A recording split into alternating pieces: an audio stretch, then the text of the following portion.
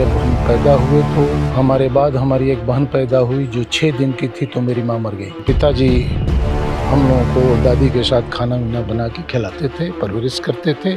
मेरे पिताजी को मेरे ऊपर इतना यकीन था कि मेरा बेटा कोई गलत काम नहीं करेगा। मैं सोशल वर्कर के रूप में निकला और चौधरी चरण सिंह की पार्टी का कार्यकर्ता बना, लोकदल। टिकैत साहब का इतना आकर्षण गुण था, आकर्षित कर देते थे कि वो इतना प्यार से बात किए। फिर मैं टिकैत साहब के साथ हो गया, दल को छोड़ करके किसान यूनियन को ज्वाइन कर लिया। बाबा जी में ये गुण ये था, चौधरी महेंद्र सिंह टिकैत, कि किसी भी मीटिंग और आंदोलन में वो मंच पर नहीं बैठते थे। बाबा जी के वो शब्द आज भी मुझे याद है। बाबा जी ने अपने वक्तव्य को पूरा करते हुए उन्होंने कहा था कि आजमगढ़ के लोगों और प्रशासन के लोगों, कमिश्नर, डीआईजी, तुम सारे लोग उपस्थित हो, कलेक्टर और एसपी, तुम लोगों ने मेरे राजनीतिक पुत्र को बहुत टॉर्चर किया है।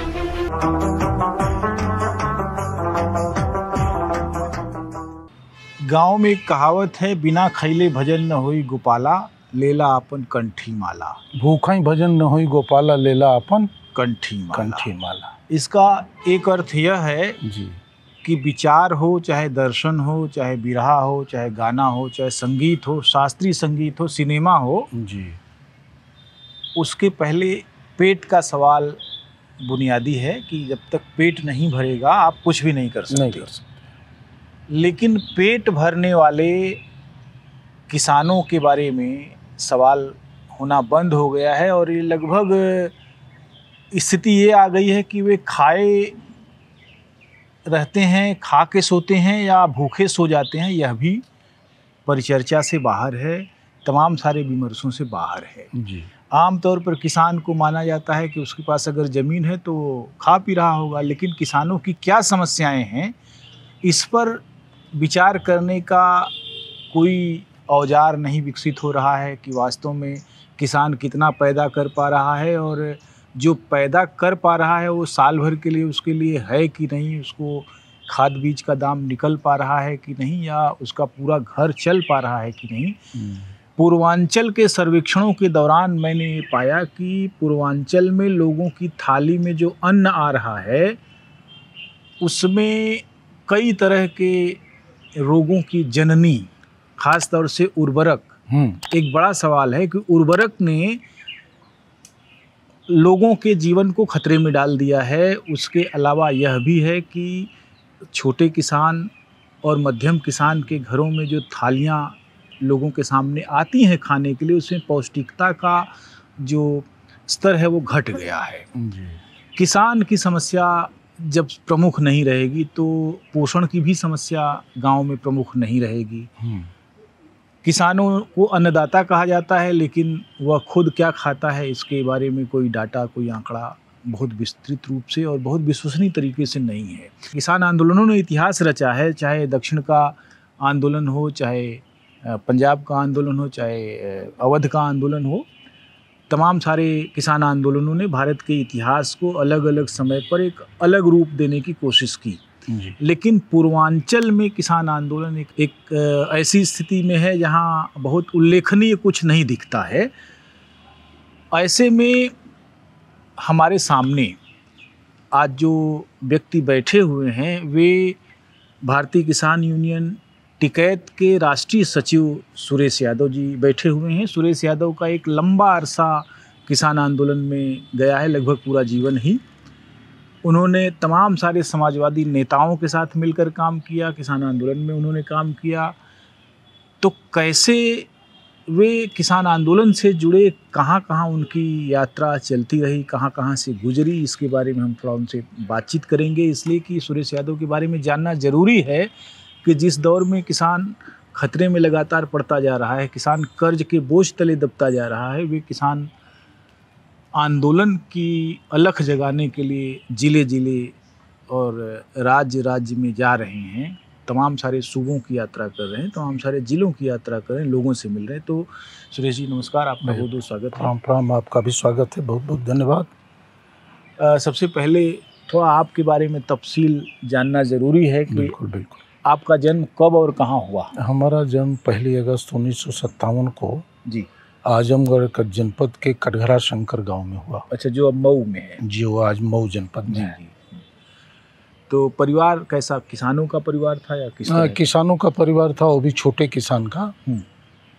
पिताजी आपके क्या करते थे? और पिताजी मेरे गवर्नमेंट एम्प्लॉय थे। और दुर्भाग्य हमारी ये थी कि जब हम पैदा हुए तो हमारे बाद हमारी एक बहन पैदा हुई जो 6 दिन की थी, तो मेरी माँ मर गई।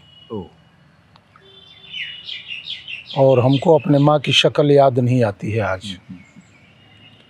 तो हमको, हमारी बहन को गांव के हर समाज के लोगों ने मतलब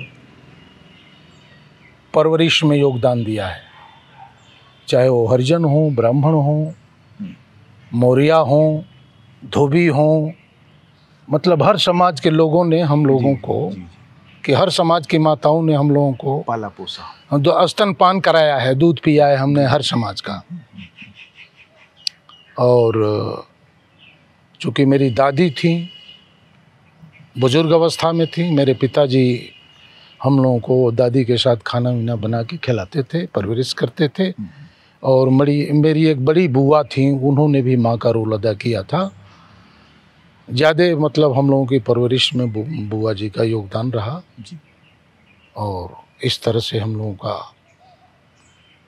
तो पढ़ाई लिखाई आपकी किस रूप में हो पाई? पढ़ाई लिखाई हम गांव में प्राइमरी से लेके इंटरमीडिएट तक जी किए। और उस समय बड़ी गरीबी थी जी।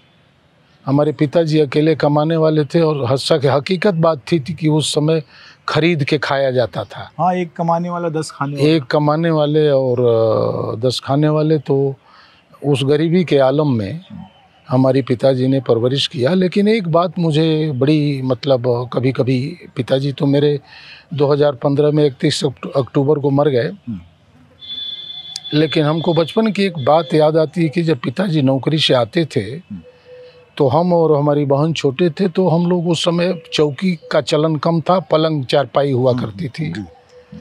तो तौलिया का समय होता था, लोग तौलिया लगाने के शौकीन हुआ करते थे। तो तौलिया पर काजू किशमिश बादाम पिताजी रख देते थे और हम भाई बहन बच्चे थे, अपना उसी पर खुश होकर उछल कूद के खाते थे।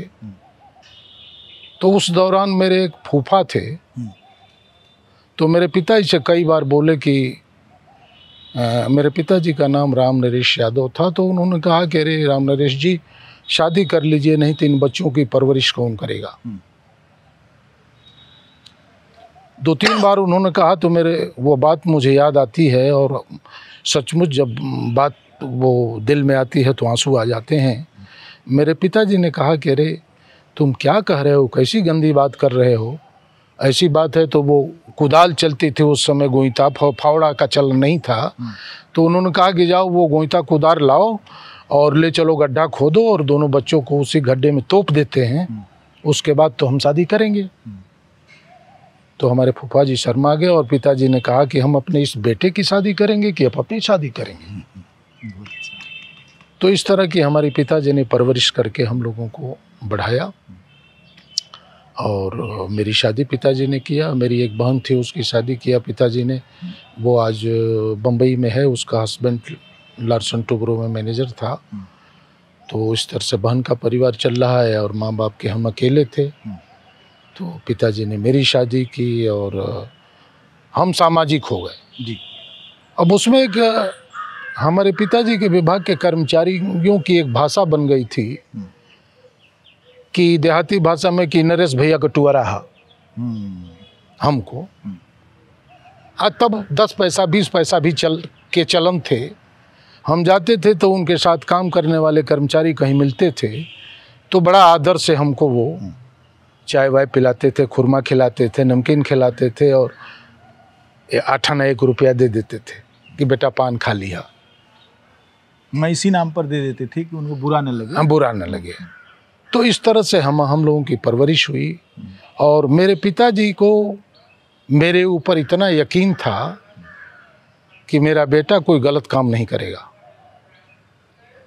एक बार उसका हमने मूल्यांकन किया, सड़कें कंकड़ की थीं, पिच सड़कें नहीं थीं।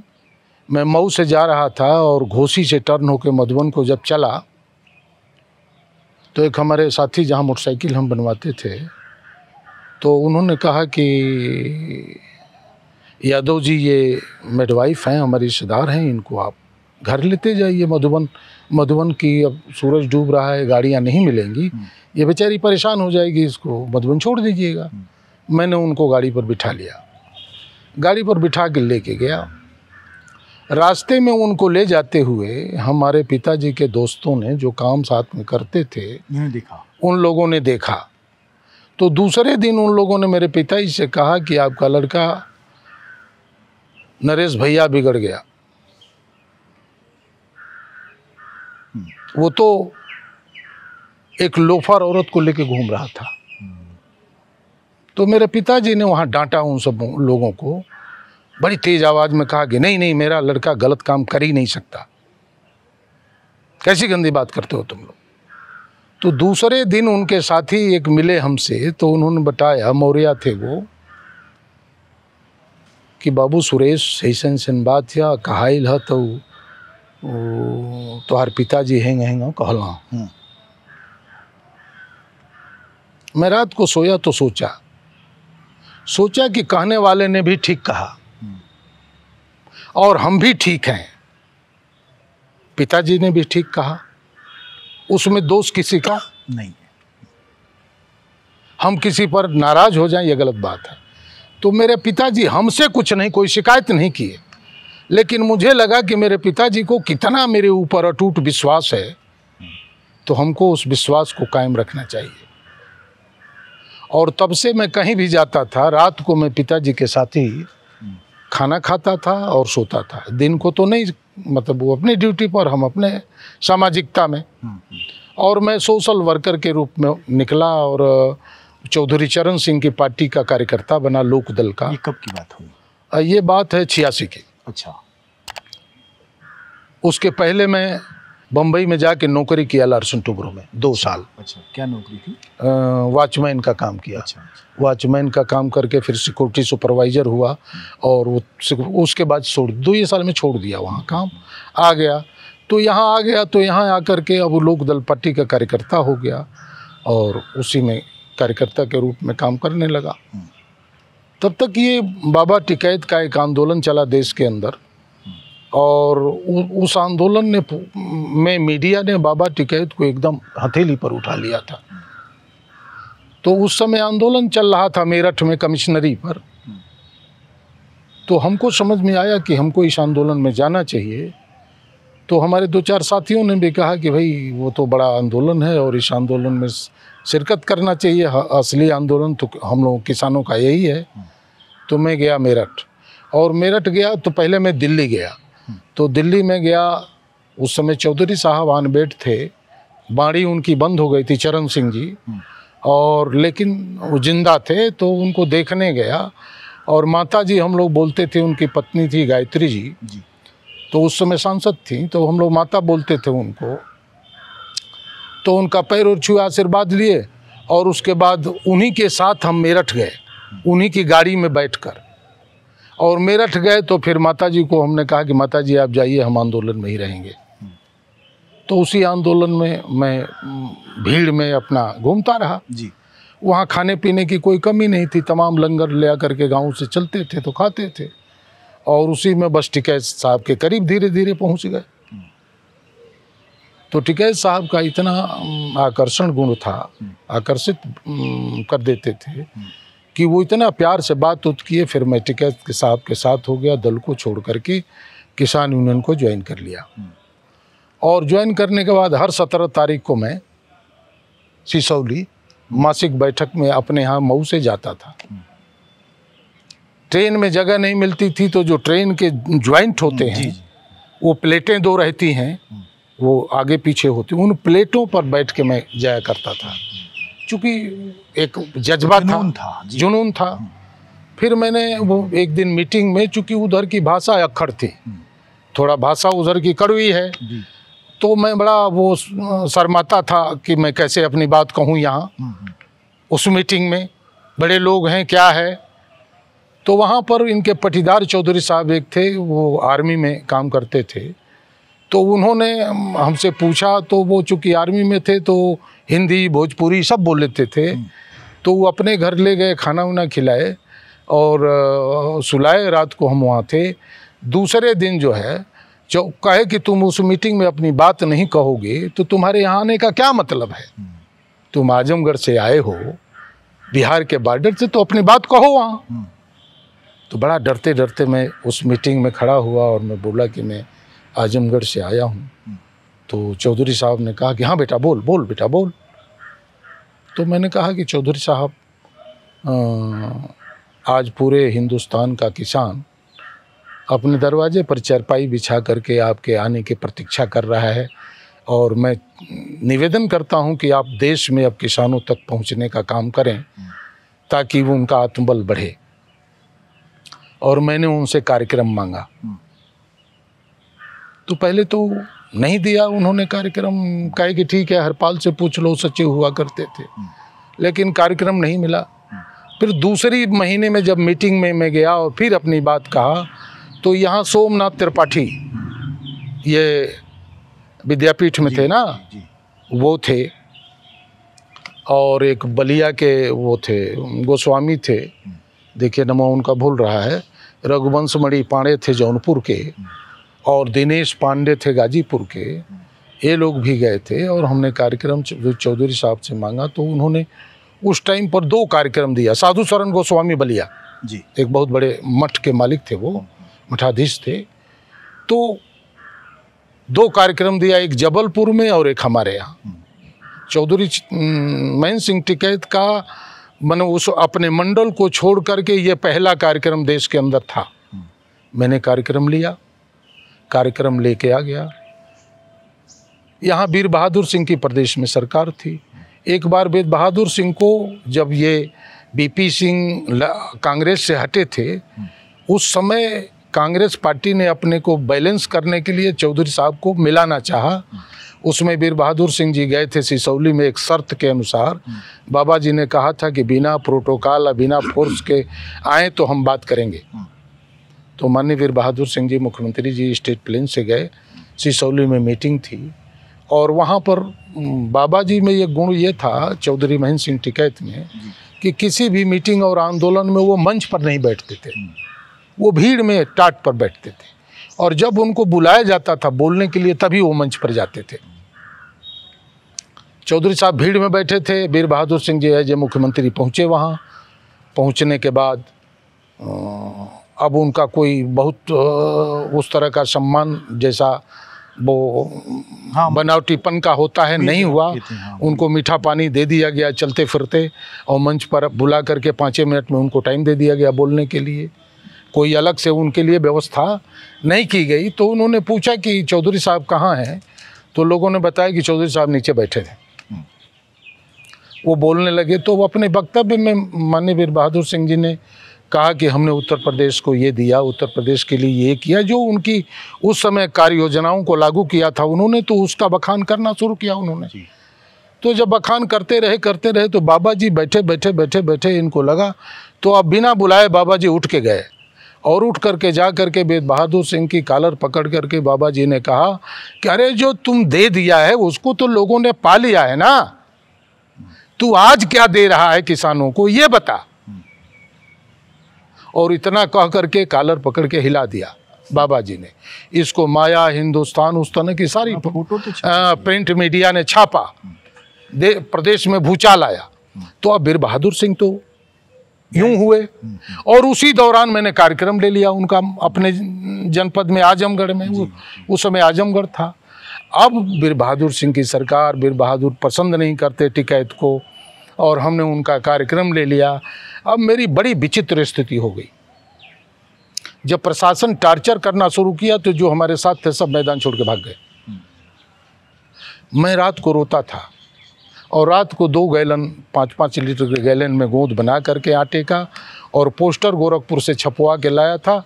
एक लड़के को लेके रात भर ट्रेन में, बस में, बस अड्डे पर, रेलवे स्टेशन में, जहाँ भी होता था चिपकाते थे जी। और दिन को देवारा इलाके में, वही जहाँ कटान की बात हो रही है बरहज के बॉर्डर पर, देवरिया के, वहीं रहते थे। अब हमने सोचा कि इस तरह से हम कैसे आंदोलन कर पाएंगे, हमको मीटिंग तो बाजार में करनी है, तो हम छिप के कैसे करेंगे। तो एक राम वो थे जगदीश मौर्य जी, शिक्षक से रिटायर थे और कामरेड थे, उनको एक हमारे लखनऊ के साथी सचिवालय में ज्वाइंट सेक्रेटरी थे महेश वर्मा जी, उन्होंने 3000 रुपया दे करके और जगदीश मौर्य को भेजा और जाके कहा कि सुरेश जी की मदद कीजिए, हम हमारे साथी हैं और वो अकेले परेशान हैं।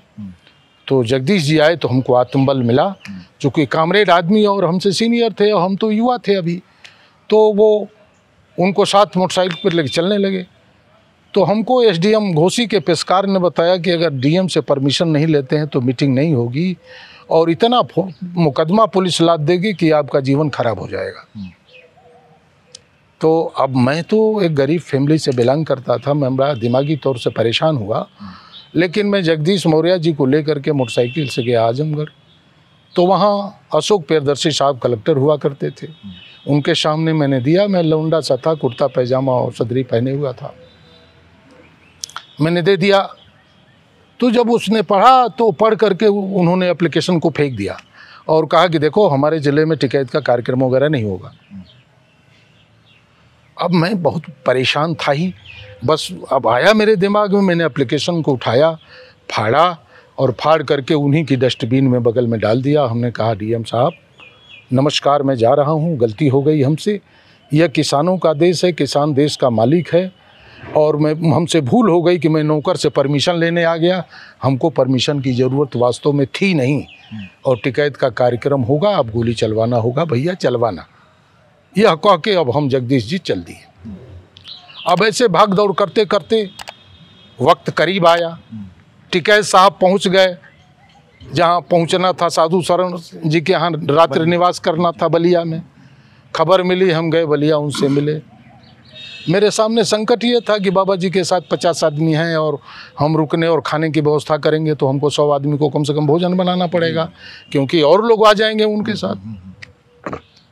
और मैं आर्थिक रूप से बहुत परेशान था, कोई मदद नहीं कर रहा था। तो जिस दिन मीटिंग थी उस दिन जब घर से नहा के मैं चला उधर डाक बंगले के लिए, मैंने कहा था कि भाई दे दीजिएगा, हमारे नेता आएंगे। तो डाक बंगला क्या देंगे, वो तो फोर्स आके कब्जा कर ली डाक बंगला। इतनी फोर्स आ गई हमारे कार्यक्रम स्थल पर कि लोगों को हैरत हो गई कि कौन सी मीटिंग क्या कर रहा है। उसके वजह से किसानों का बहुत बड़ा जन सैलाब उमड़ा और मैंने मेहनत भी की थी, वहाँ उमड़ा। तो जब वो बाबा जी बलिया से आ करके और हमारे घर से थोड़ी दूर पर मारुकपुर एक गांव था, वहाँ उनको थोड़ा रुकना था, गांव वाले अपना ये किए थे, व्यवस्था किए थे। तो वहाँ से वो गांव वालों को लेके आना था मीटिंग स्थल पर। तो उस समय मेरे मंच पर बैठने वाला कोई आदमी नहीं था। जगदीश मास्टर साहब को मैंने मंच पर कुर्सी लगा के अध्यक्ष बना के बैठा दिया था और मैं संचालन। तो जब मैं समझ लिया कि अब आ गए हैं मारुकपुर, अब चलने वाले हैं, तो मैंने सोचा कि 15-20 मिनट में आ ही जाएंगे। तो मैंने मंच का कार्यक्रम शुरू कर दिया, तो बोलना शुरू किया। तो बोलने वाला मेरे अलावा कोई था ही नहीं। तो जब बोलना शुरू किया तो बोलते बोलते आधा घंटा हो गया।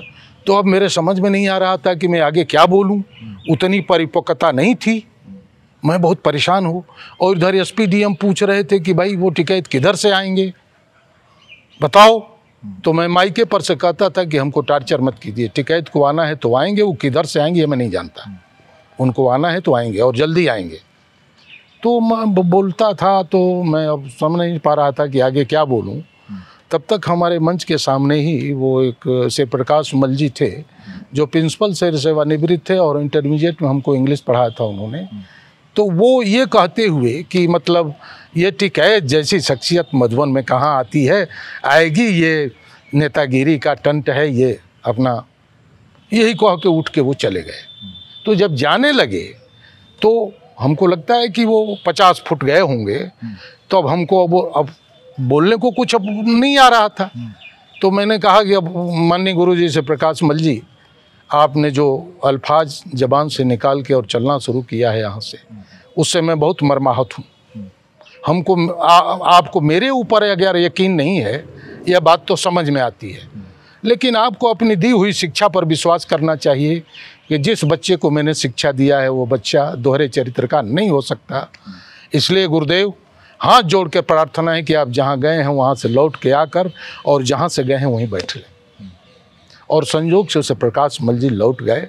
और देखिए मनो समय का या जो भी हो, बस सेम उसी टाइम पर टिकैत जी सिंघा बजाते हुए, रणसिंघा बजाते हुए 7-8 ट्रैक्टरों का रेला 51 राइफलों के साथ बाबा जी आ गए।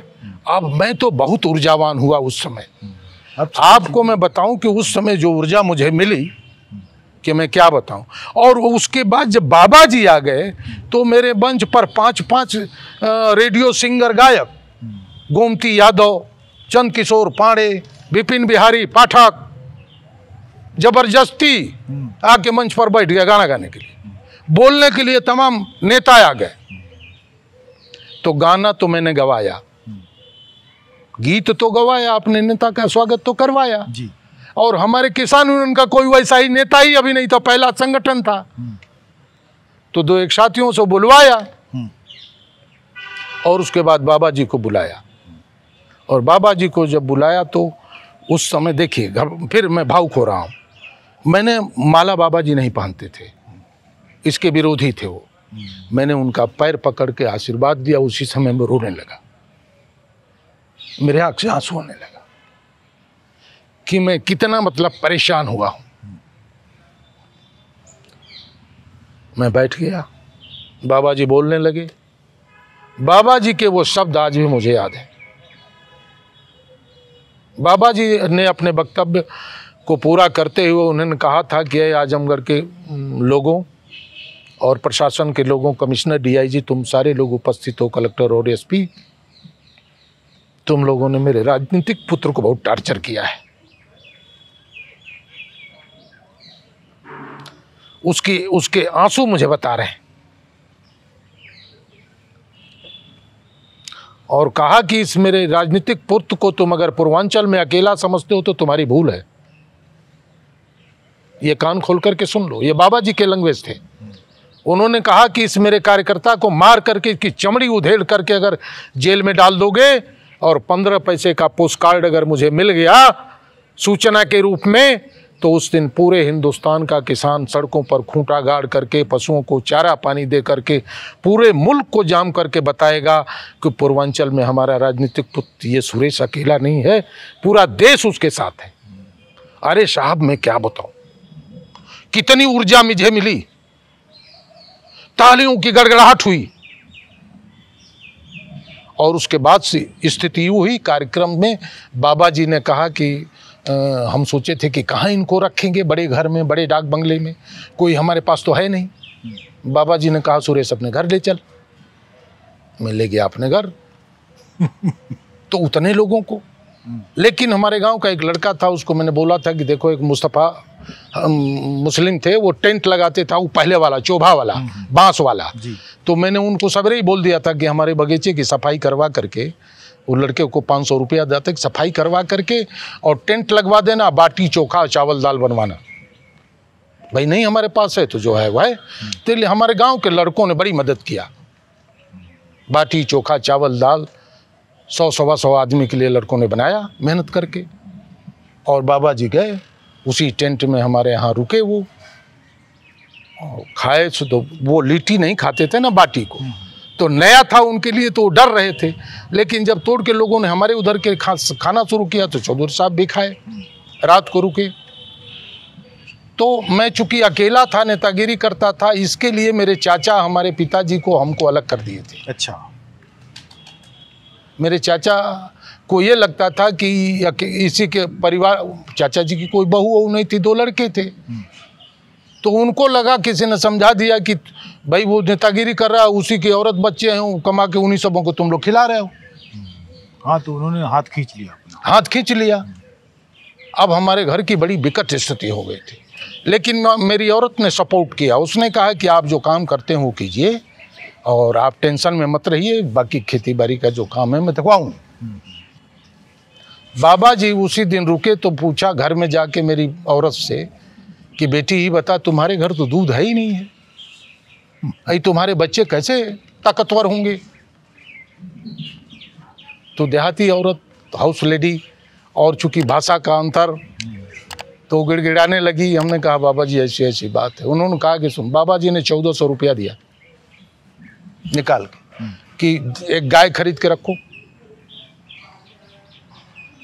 और मेरी पत्नी को कहा कि बेटी तुम गाय को चारा पानी दो, उसका दूध निकालो, अपने खाओ, बच्चों को खिलाओ, और इस मेरे बेटे को फिर ही छोड़ दो।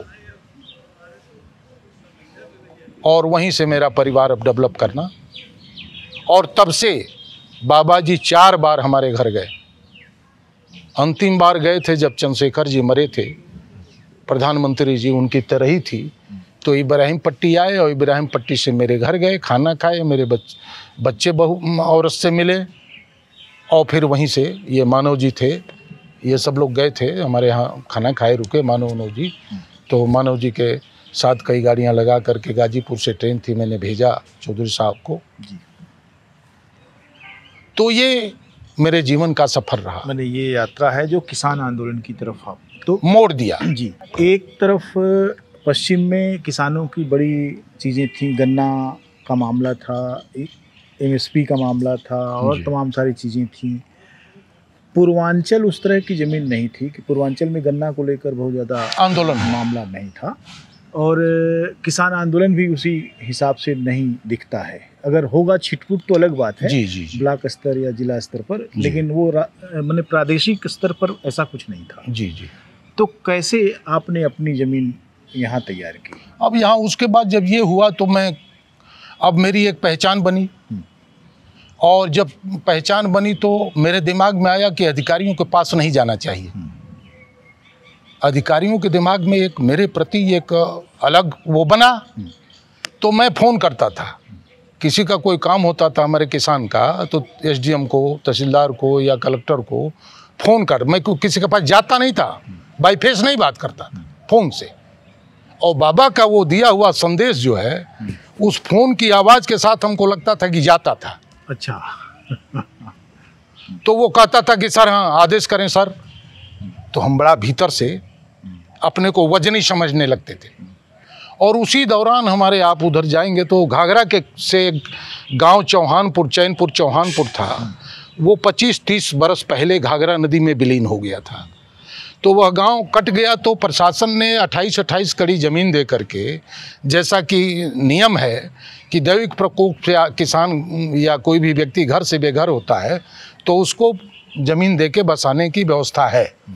तो वो नवीन परती पर सबको बसा दिया, और बस जाने के बाद सब लोग अपना मड़ई टाटी डाल करके अपना काम, अपनी जीविका में लग गए। और 25 बरस बाद वहाँ के वर्तमान एमएलए अमरेश पांडे ने एक विधानसभा में क्वेश्चन उठा दिया वहाँ के खोर के सवाल पर। खोर मतलब वो पुराना रास्ता जिसको बोलते हैं। खोर माने खूर से बना हुआ, हाँ, जो गाय जहाँ चलती। हाँ, तो वो उस पर कर दिया। तो उसमें जब जांच हुई तो ये जो भिंडकुल सुल्तानपुर के नाम पर जो बसे थे लोग चौहानपुर से आकर के, वो ऑन पेपर सारी ज़मीनें नवीन परती थी। अच्छा। आबादी नहीं थी। तो उस पर हुआ ये कि वो नवीन परती थी, तो इसलिए अब सब पर जुर्माना कर दिया और बेदखली का आदेश कर दिए। और जो जुर्माना की राशि तय किया, उसकी आरसी काट दिया लोगों ने। अभी तहसीलदार लगा वसूली के लिए अब दौड़ने, अब गांव के किसान इधर उधर भागने लगे।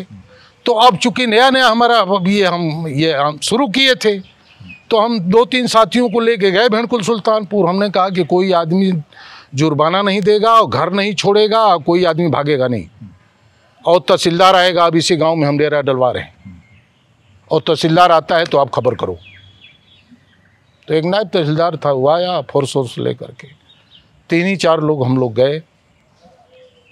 तो जब उससे बात हुई कि इन किसानों पर आपने जुर्माना लगाया, बेदखली का आदेश किया, इन किसानों का क्या दोष है, क्या अपराध है, हमको आप बताओ।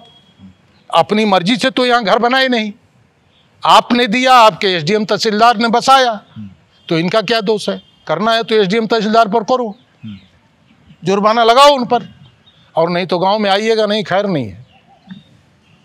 हम बाबा के मतलब एक उस समय जो मेरे लैंग्वेज थे, जो क्षमता थी, उसके हिसाब से बात किया। और मैंने कहा कि मैं आमरण अनशन यहाँ चलाऊँगा। लेकिन मैं 17 तारीख को मासिक बैठक में गया और बाबा जी से मुलाकात हुई, और मीटिंग में मैंने बाबा जी से कहा, तो उन्होंने कहा कि देखो बेटा, आमरण अनशन तो करवाना मत, किसान तो यूं ही मरता रहता है भूखों, और फिर उसको और मारोगे। इससे बेहतर है कि तुम जहाँ कहे वहाँ हम चलेंगे, और बाबा जी ने वहीं कहा कि जहाँ का ये मामला है बेटा हम वहीं चलेंगे। और एकदम दुरूही इलाका, वहाँ कभी कोई MP MLA नहीं जाता था, बिल्कुल सुल्तानपुर घाघरा के किनारे। बाबा जी का कार्यक्रम लग गया, मैं आ गया और जब प्रचार गांव वालों को मिलाया, खैर गांव वालों ने 1500 आदमी को खाने पीने की व्यवस्था किया और सब एक स्कूल में सब हुआ कार्यक्रम। प्रशासन को मैंने नोटिस दिया, पता लगा कि कार्यक्रम के एक दिन पहले ही शाम को PSC की 3-4 गाड़ियाँ, पुलिस सब पहुंच गई। बाबा जी आ गए और बाबा जी ने कलेक्टर से कहा कि बता दे इनको, इनका क्या दोष है। SDM तहसीलदार को DM ने कहा कि कमरे में बैठ के तुम इसका निदान करो। और बाबा जी ने कहा कि जाके बेटा इनको बंदी बना लो। SDM तहसीलदार बैठे, ADM भी थे, DM भी थे, वहीं उन लोगों ने आदेश किया, वो सारे उनके वापस हुए, जुर्माना और बेदखली का आदेश वापस हुआ और सारी ज़मीनें मतलब आबादी दर्ज हुई। आप भिड़कुल जाएंगे, कभी उधर आएंगे तो उस गांव के घर घर से मैं मिलवाऊंगा आपसे कि यह लड़ाई कैसे लड़ी गई, कैसे जीती गई, और वहीं से मेरा उत्साह बढ़ा। मैंने ये आपका ऐसा काम था जिससे कि एक मजबूत आधार बना, मेरा उत्साह बढ़ गया। और वहीं से फिर छोटे मोटे आंदोलन, खाद के आंदोलन, बीज के आंदोलन, जैसे बेलथरा रोड जब नई तहसील बनी तो हुआ यूं कि बेलथरा रोड जब नई तहसील बनी रसड़ा से कट के, तो वहाँ ऐसा किया कुछ चालाक लोगों ने कि बंदोबस्त में जो पेपर होते हैं किसानों के, उसके पन्ने या तो गायब हो गए बंदोबस्त से, या पन्ना है तो उस पर स्याही गिरा हुआ है, और उनकी ज़मीन उनके नाम, उनकी ज़मीन उनके नाम। वह एक आंदोलन चलाया मैंने कृषि बेलथरा रोड कृषि मंडी पर। 15 दिन तक मतलब धरना चलता रहा, कोई सुनता नहीं था। संजोग से गुरदीप सिंह कलेक्टर थे सरदार जी बलिया में, और एक हमारे दोस्त थे कमिश्नर थे वहाँ हमारे ज़िले के थे जी, वो हरिश्चंद्रा जी, वो गोरखपुर में। उन्होंने फ़ोन किया, कुछ काम बात किया हमसे, तो हमने कहा अरे यार क्या कमिश्नर सर हो आप लोग, ऐसी ऐसी बात है, कलेक्टर जो है इस तरह की घपलेबाजी है, सुनता नहीं है। उस आदमी ने खैर फ़ोन किया, उसने फ़ोन करके कहा कि जाके उसका निपटारा कराओ, जा रहे हैं सुरेश जी, नहीं तो वहाँ हम आएंगे तो हमको जवाब नहीं दे पाओगे। और उस समय वो कमिश्नर था गोरखपुर में, तो खैर उसके फ़ोन का प्रभाव हुआ, हम लोग गए बलिया, तो वो सुना और उसने ADM को, SDM को, तहसीलदार को, सबको लगाया और आ करके और गांव के लोगों के का चौपाल लगा करके कि कौन खेत पुरानी नकल मंगा करके सब उसका दुरुस्तीकरण कराया। मुझे लगता है कि 2-3 जिले जो पूर्वांचल के हैं वो आपके आंदोलनों के जद में इसलिए हैं कि छोटे छोटे स्तर पर आपने लड़ाइयाँ की। इस पर हम बात करेंगे, लंबी बातचीत करेंगे, और इस बहाने हम जानेंगे भी कि 20वीं शताब्दी के आखिरी दिनों में किस तरह की डिमांड थी किसानों की, अब 21वीं सदी के प्रारंभ में कैसी डिमांड है, इस पर बात करेंगे। आज मौसम हमारा साथ नहीं दे रहा और आपको भी निकलना है, इसलिए हम आज बातचीत को यहीं विराम देते हैं। बहुत बहुत धन्यवाद, नमस्कार। अरे भाई अपना बहुत बहुत धन्यवाद आप लोगों को भी।